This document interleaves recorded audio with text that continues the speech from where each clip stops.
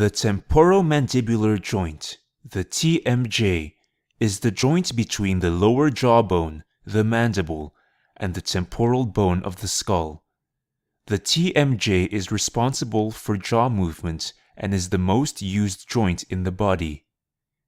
The TMJ is essentially the articulation between the condyle of the mandible and the mandibular fossa, a socket in the temporal bone. The unique feature of the TMJ is the articular disc, a flexible and elastic cartilage that serves as a cushion between the two bone surfaces. The disc lacks nerve endings and blood vessels in its center and therefore is insensitive to pain.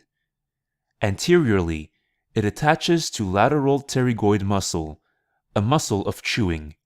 Posteriorly, it continues as retrodiscal tissue, fully supplied with blood vessels and nerves.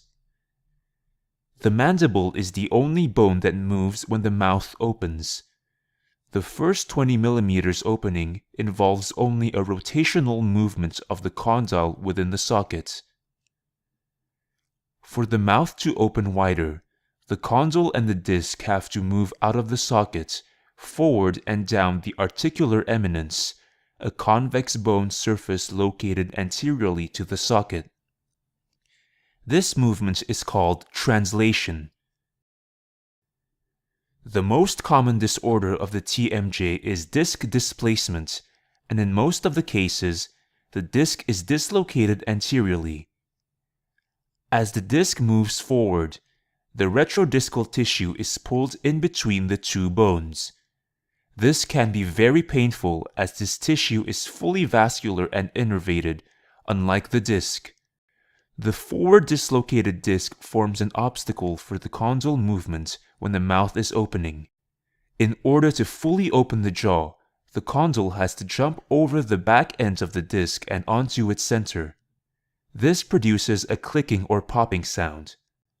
Upon closing, the condyle slides back out of the disc, hence another click or pop.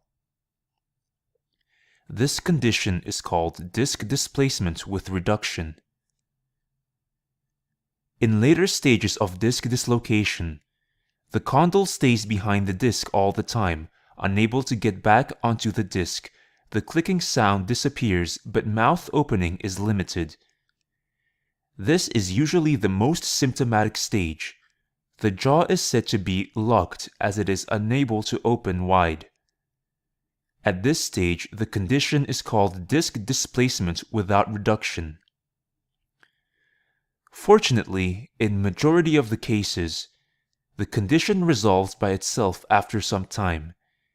This is thanks to a process called natural adaptation of the retrodiscal tissue, which after a while becomes scar tissue and can functionally replace the disc.